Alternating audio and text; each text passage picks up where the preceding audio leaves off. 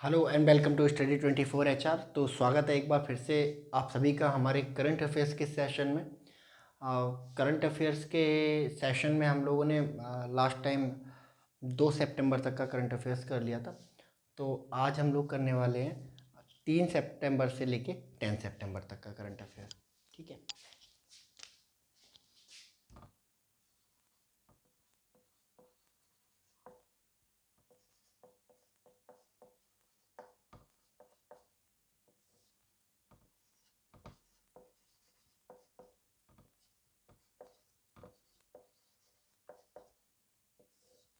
ठीक है।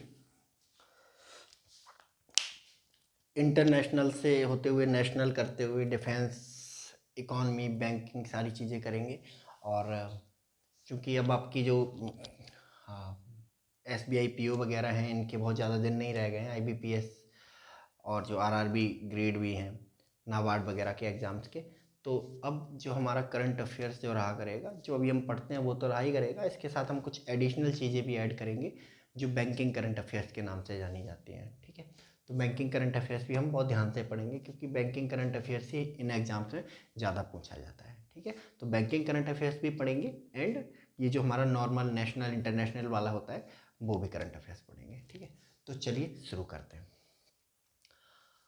अभी हाल ही में एक कंट्री है वनुआतू। ठीक है। वनुआतू में हुए इलेक्शन। ठीक है। वनुआतू में इलेक्शन हुए तो वहाँ पे एक नया प्रेसिडेंट चुना गया है। उनका क्या नाम है? तो सबसे पहले आप एक लोकेशन जान लीजिए, वनुआतू है कहाँ।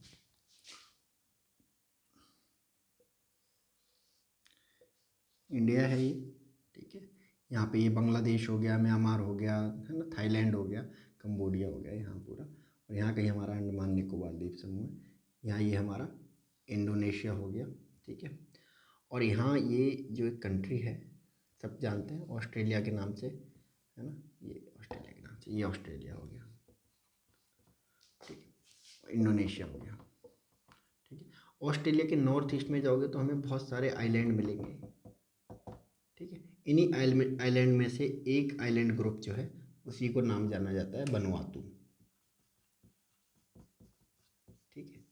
तो वनुआतू, वनुआतू कहाँ, अगर आपसे पूछा जाए कि वनुआतू कहाँ स्थित है, तो वनुआतू कहाँ है? ऑस्ट्रेलिया के उत्तर पूर्व में जो बहुत सारे आइलैंड का ग्रुप है वहाँ स्थित है। ठीक है। तो कौन बना है वनुआतू का नया प्रेसिडेंट, राष्ट्रपति?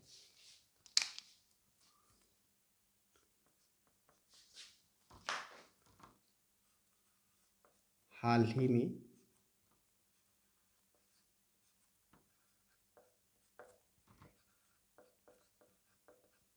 किस व्यक्ति को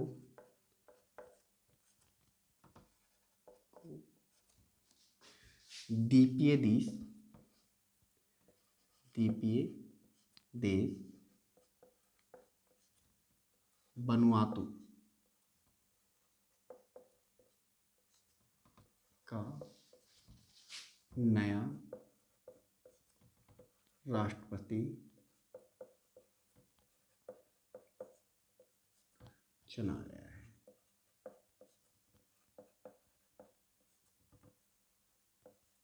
चुना गया है। ठीक है। तो कौन है इनका नाम? इनका नाम है सातो किलमैन।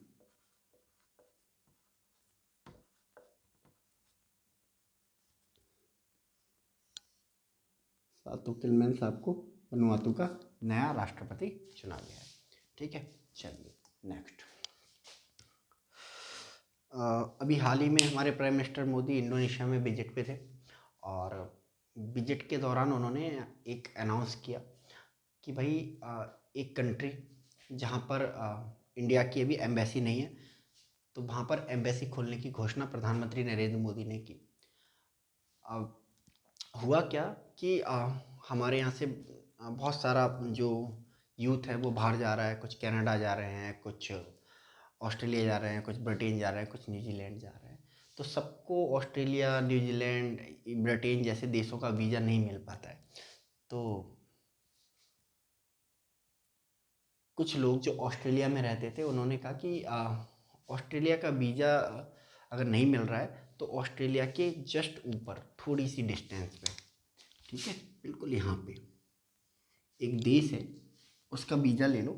और इस देश में आने का फ़ायदा ये है कि ये देश इस देश में बहुत सारी जो है फर्टाइल ज़मीन है, उपजाऊ ज़मीन है। और ऑस्ट्रेलिया वगैरह, इंडोनेशिया वाले जैसे जो देश हैं, इनमें बहुत ज़्यादा फर्टाइल ज़मीन नहीं है। ऑस्ट्रेलिया जो आपको दिखता है ना, तो ऑस्ट्रेलिया में ये जो एरिया है, ये जो एरिया है, ठीक है, ये एरिया सिर्फ आबादी योग्य है। बाकी ये जो पूरा एरिया है ना, ये पूरा डेजर्ट है। तो ऑस्ट्रेलिया में ज़मीन नहीं है खेती के लिए।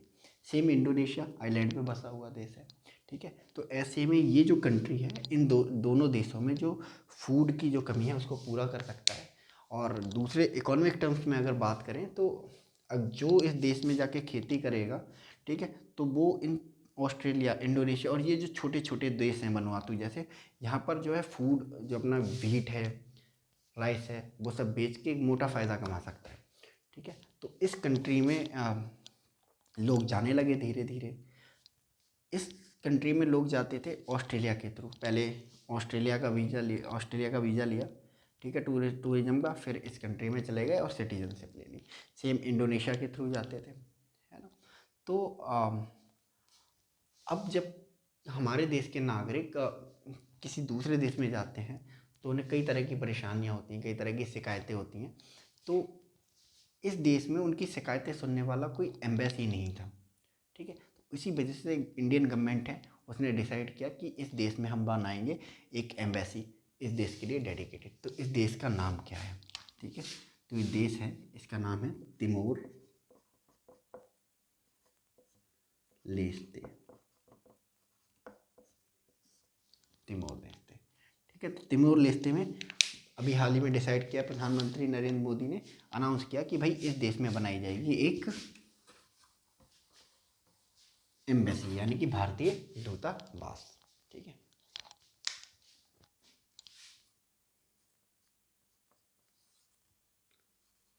हाल ही में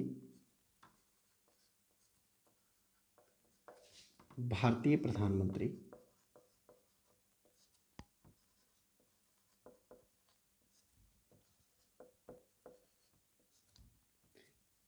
ने किस देश में भारतीय दूतावास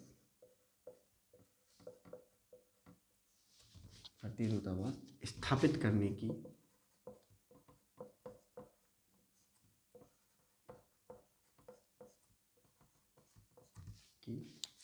घोषणा की है।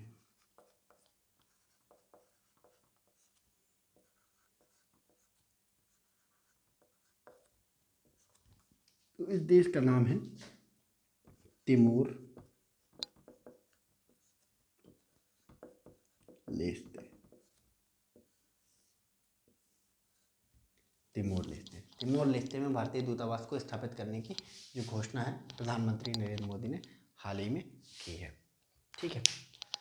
तो नेक्स्ट चलिए, अभी हाल ही में भारत में संपन्न हुआ G20, ठीक है। तो भारत में जो G20 की जो बैठक है वो कब से लेके कब तक हुई थी, ठीक है।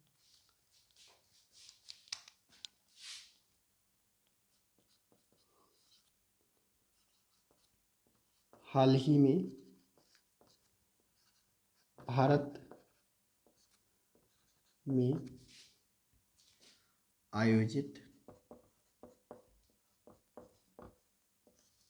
G20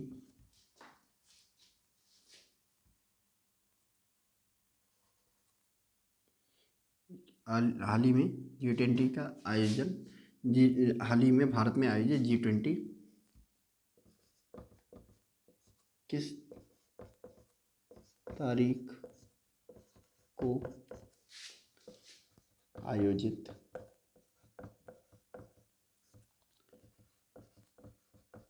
किया गया, ठीक है। तो किस तारीख को आयोजित किया गया, ये 9 सितंबर को,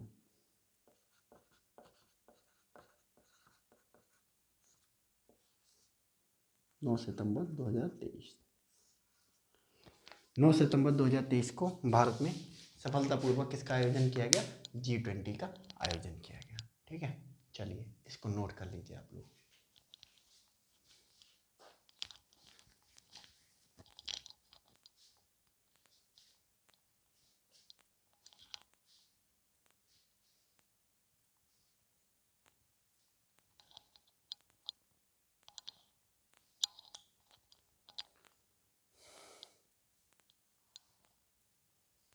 चलिए नेक्स्ट।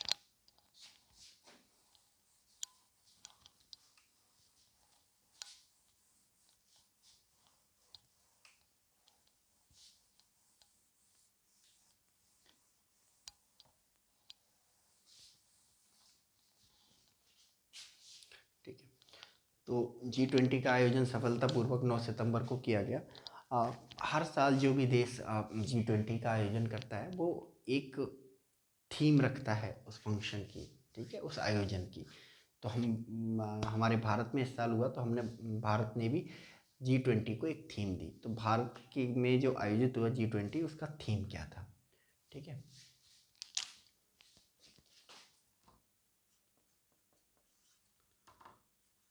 हाल ही में भारत में आयोजित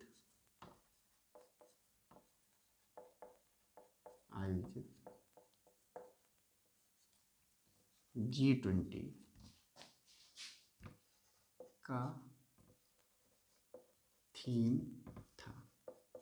क्या थीम था भारत में आयोजित G20 का, ठीक है। तो हमने 2 थीम रखे थे। एक तो जो हमारा हिंदी थीम था जो है वसुधैव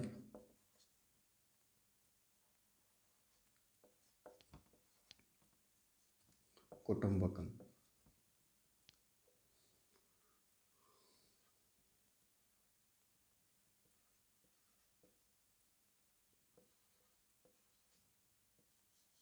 वसुधैव कुटुंबकम, ठीक है, ये हिंदी थीम था, ठीक है। और अंग्रेजी थीम था one earth one family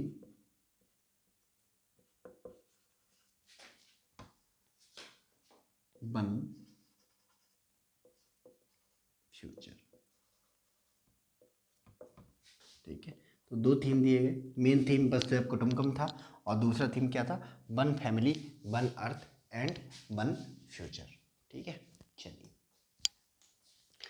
G20 है ना, इस G20 का आयोजन भारत में हुआ है ना, भारत की राजधानी दिल्ली में हुआ। भारत की राजधानी दिल्ली में किस स्थान पर इसका जो है आयोजन किया गया, ठीक है।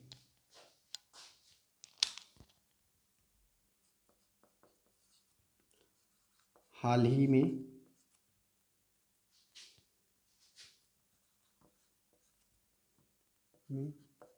आयोजित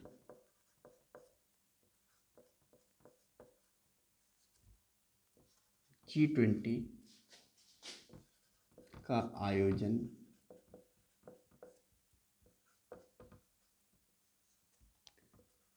किस स्थान पर हुआ,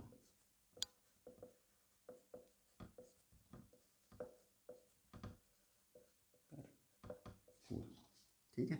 किस स्थान पर यह आयोजन हुआ, तो उस स्थान का नाम है, बड़ा ही चर्चा में रहा था, भारत मंडपम। और भारत मंडपम को बनाया गया है नई दिल्ली के प्रगति मैदान, ठीक है, प्रगति मैदान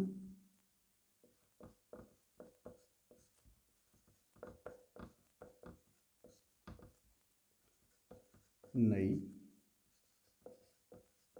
दिल्ली, प्रगति मैदान नई दिल्ली,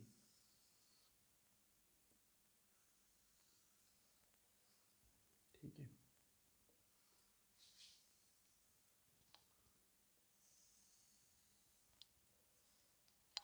प्रगति मैदान नई दिल्ली, ठीक है। तो प्रगति मैदान नई दिल्ली में इस साल ये आयोजित किया गया, भारत मंडपम याद रखेंगे, ठीक है। हाल ही में भारत में एक दुनिया की सबसे बड़ी नटराज प्रतिमा, ठीक है, उसको स्थापित किया गया। नटराज प्रतिमा आपने जाना ही होगा, भगवान शिव हैं, उनका एक डांस परफॉर्म करते हुए जो मुद्राएं हैं उनको दर्शाया गया है। उसकी कुछ रिलीजियस मीनिंग भी हैं, उन पोस्चर्स की कुछ कल्चरल मीनिंग्स भी हैं, उसमें हम लोग नहीं जाएंगे। बट हमें इतना जानना है कि भाई जो दुनिया का सबसे बड़ा नटराज स्टैचू है वो कहाँ पर स्थापित किया गया है।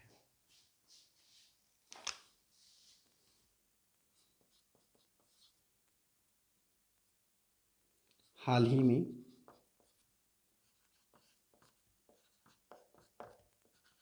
किस स्थान पर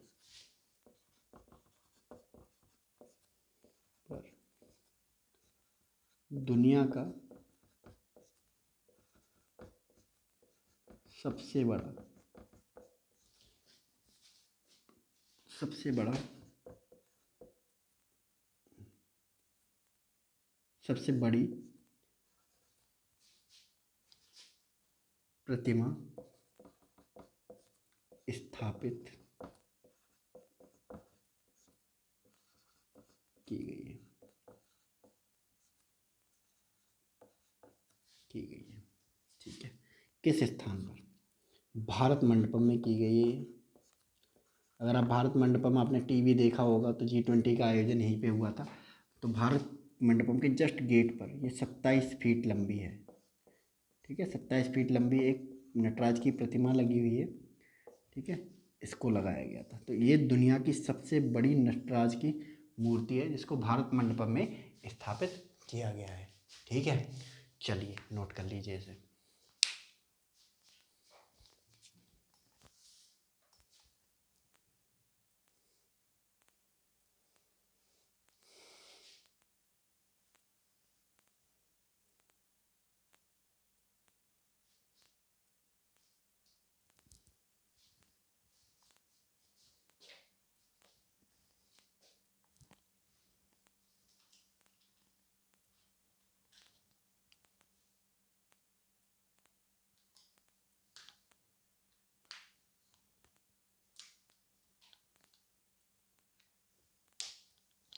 चलिए नेक्स्ट।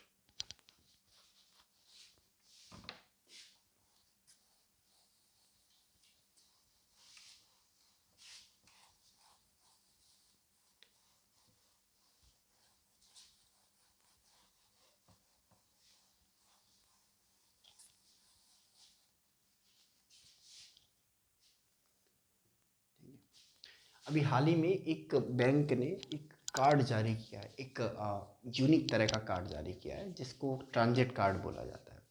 और ये भारत का पहला ट्रांजिट कार्ड है। तो ये ट्रांजिट कार्ड होता क्या है, सबसे पहले तो ये जानें। ठीक है, तो जैसे ATM कार्ड होते हैं,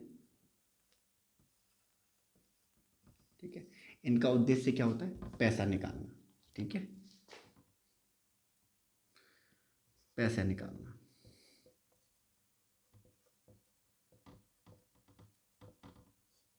ठीक है, या पेमेंट करना। इसी तरह जो आपके ट्रांजिट कार्ड होते हैं,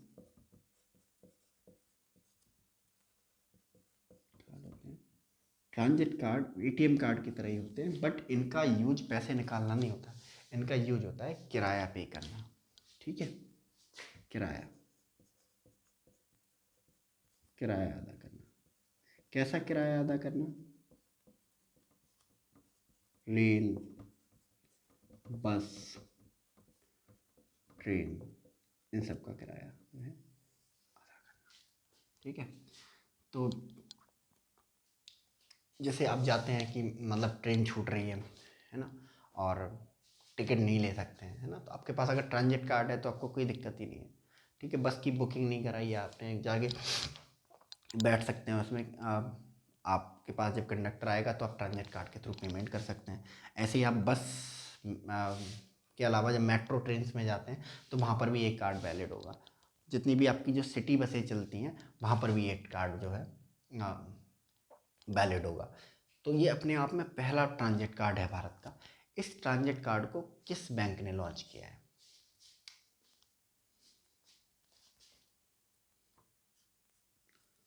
हाल ही में हाल ही में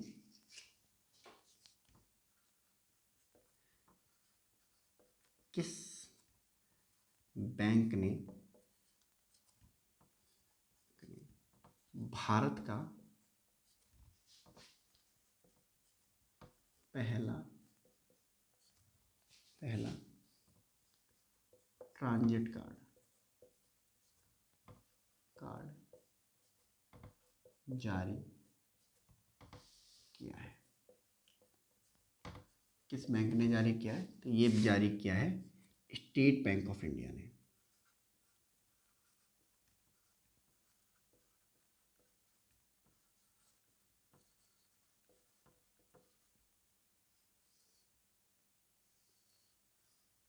स्टेट बैंक ऑफ इंडिया ने ट्रांजिट कार्ड जारी किया है। ठीक है, चलिए नेक्स्ट।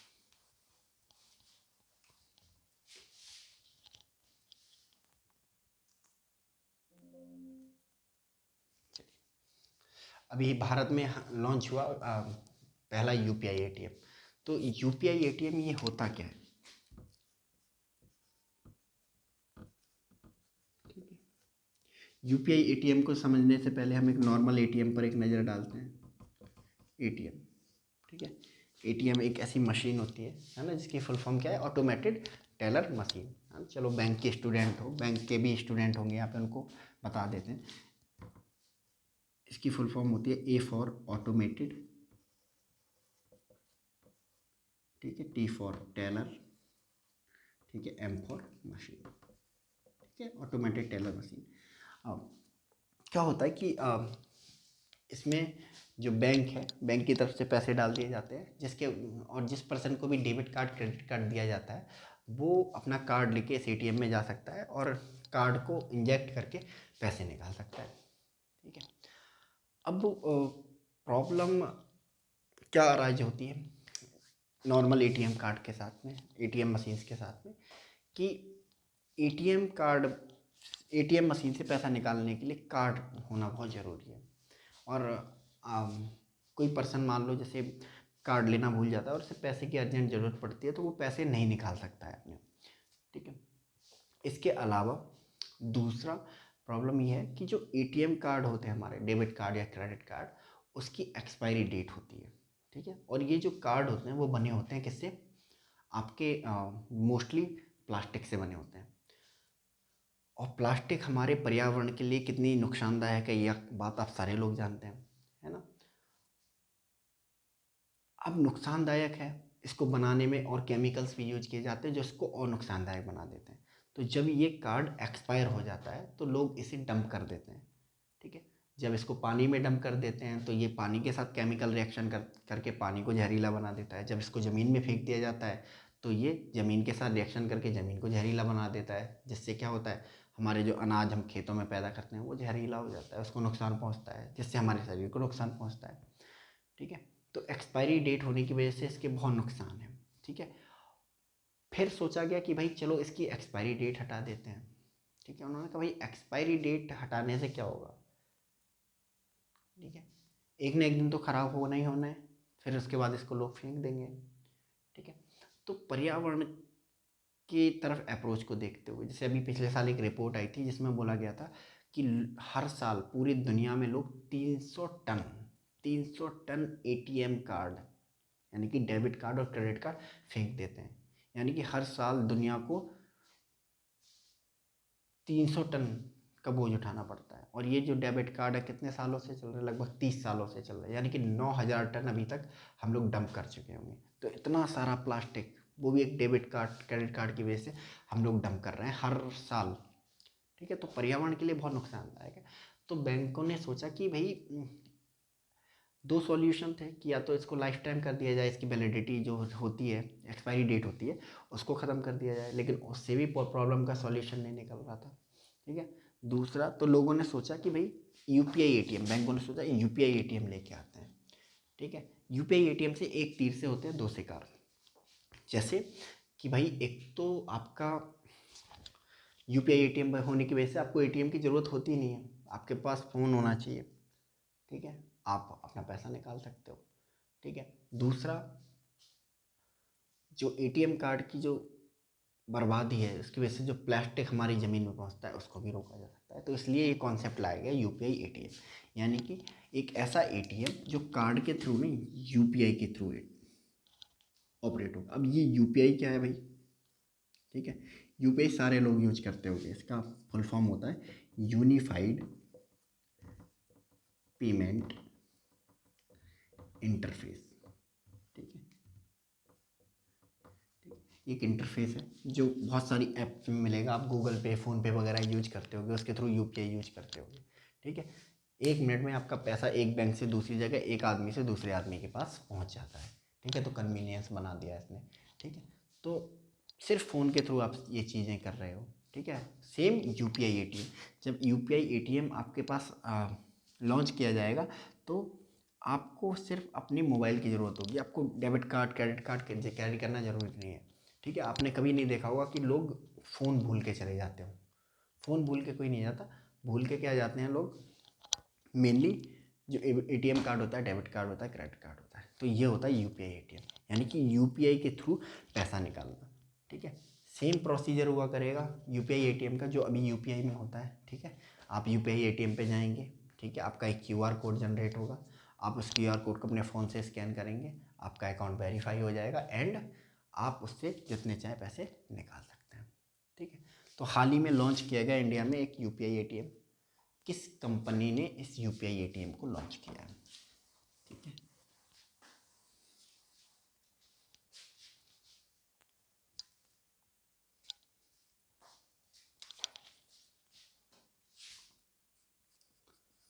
हाल ही में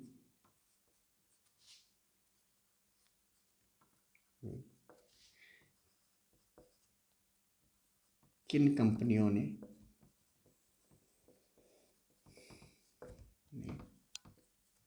भारत का पहला यूपीआई एटीएम लॉन्च किया है? ठीक है, तो किस किस ने लॉन्च किया है? 2 कंपनियां हैं जिन्होंने इसको लॉन्च किया है। एक तो आपकी हिटैची पेमेंट सर्विसेज लिमिटेड, और किसने किया है इसके साथ में? इसके साथ में नेशनल पेमेंट कॉरपोरेशन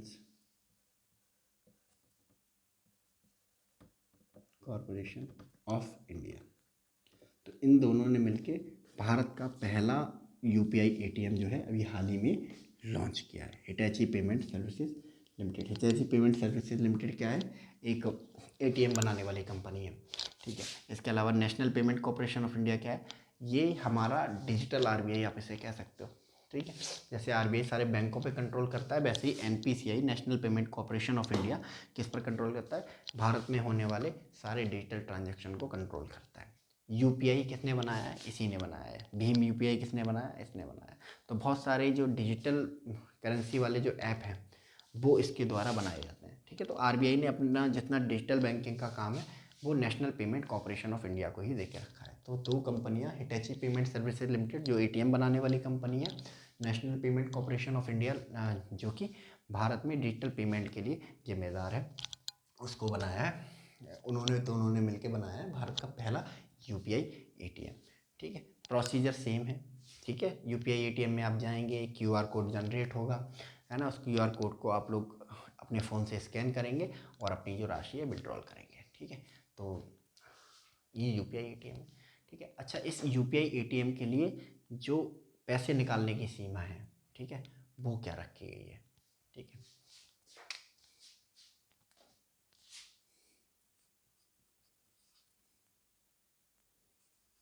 हाल ही में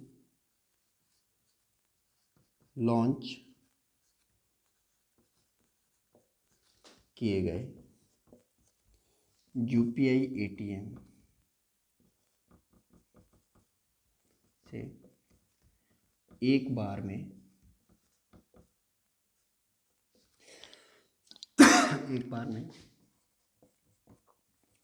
कितने रुपए निकाले जा सकते हैं?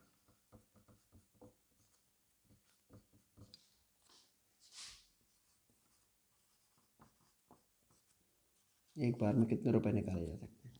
तो एक बार में इसमें निकाले जा सकते हैं 10,000 रुपये। 10,000 रुपये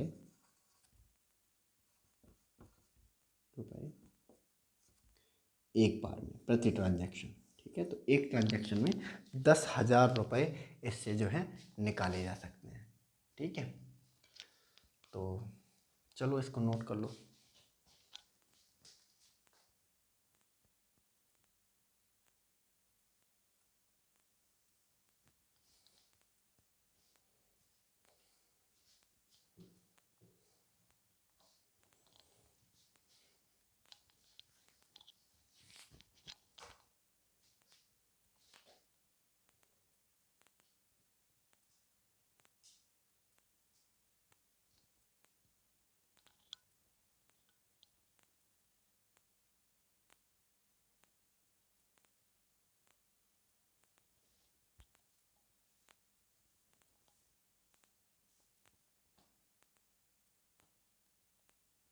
चलिए नेक्स्ट।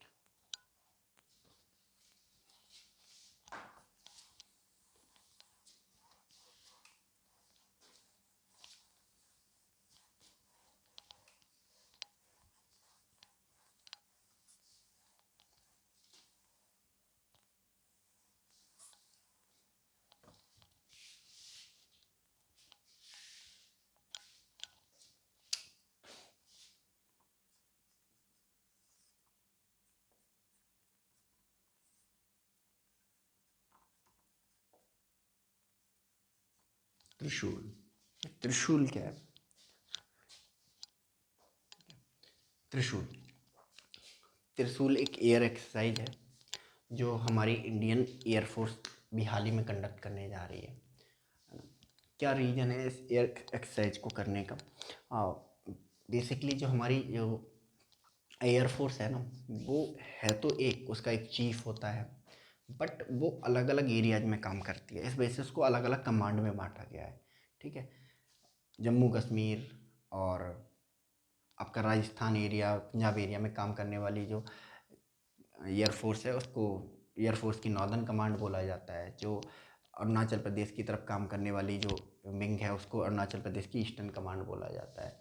ठीक है, और इसके अलावा जो साउथ में काम करने वाली जो कमांड है उसको साउथर्न कमांड बोला जाता है। तो तीनों एयरफोर्स हैं एक ही, लेकिन अलग अलग एरिया में काम कर रही हैं। ठीक है, अलग अलग एरिया में काम जब करती हैं तो इनके लड़ने की जो वॉर टैक्टिक्स होती हैं वो भी अलग अलग होती हैं। ठीक है, क्योंकि अगर आप राजस्थान में एयरफोर्स से मिलोगे तो उनके लिए क्या मिलता है? एक बैरन एरिया। ठीक है, सपाट एरिया, दुश्मन से सीधे कॉम्बैट। ठीक है, आप अरुणाचल प्रदेश या जम्मू कश्मीर में जाओगे तो वहाँ क्या मिलेगा आपको? ठीक है, हिली रीजन। ठीक है, वहाँ क्या होती है? डॉग फाइट होती है। ठीक है, एक दूसरे को ढूंढा जाता है। साउदर्न एरिया में आओगे तो समंदर। ठीक है, ओपन सी। ठीक है, ओपन सी फाइट होती है। तो इनका काम करने का तरीका अलग अलग होता है। तो इनके बीच में कोऑर्डिनेशन बनाने कि मान लो अगर हमारे देश पे कहीं एक बार में ही अटैक हो जाता है, एक बार में पूरे देश पर अटैक कर दिया जाता है। कोई कंट्री है, मान लो चाइना ने पूरे देश पर अटैक कर दिया, ईस्ट साइड से, नॉर्थ साउथ साइड से, साउथ साइड से। ठीक है, तो ऐसी सिचुएशन में जो हमारी कमांड है, ठीक है, वो एक दूसरे के साथ कोऑर्डिनेट कर ही नहीं पाएंगी, क्योंकि उन्होंने लड़ना सीखा ही नहीं एक दूसरे के रीजन में। तो इस एक्सरसाइज के थ्रू जो हमारी आर्मी की कमांड है, ठीक है, उनको एक कोऑर्डिनेशन बनाना सिखाया जाएगा, ताकि जो नॉर्थ रीजन वाला है वो साउथ में लड़ सके, साउथ वाला ईस्ट में लड़ सके, ईस्ट वाला नॉर्थ में लड़ सके, इस तरह का कोऑर्डिनेशन बन सके। ठीक है, और ये एयर एक्सरसाइज होने वाली है हमारे वेस्टर्न बॉर्डर पे, नॉर्दर्न और वेस्टर्न बॉर्डर पे। ठीक है, त्रिशूल क्या है लिख लेते हैं हम लोग।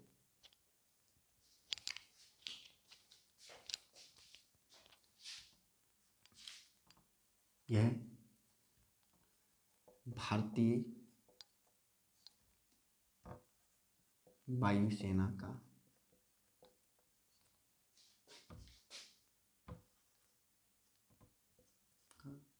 सबसे बड़ा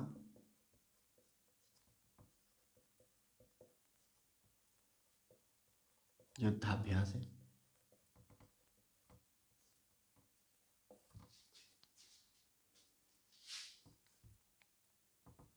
इसका आयोजन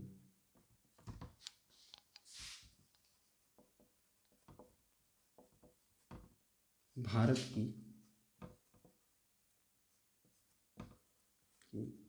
उत्तरी और पश्चिमी सीमा पर किया जाएगा। सीमा पर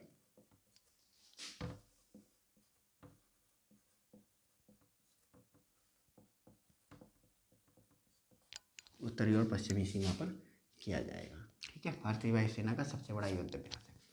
ठीक है, तो ये है आपका त्रिशूल।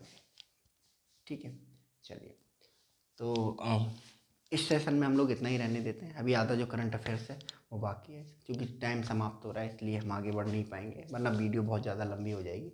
तो जो आधा बचा हुआ करंट अफेयर्स है वो हम लोग नेक्स्ट सेशन में कवर करेंगे। ठीक है, तो आज के सेशन में इतना ही। आप लोग अपना ख्याल रखिए। God bless you all. Thank you so much.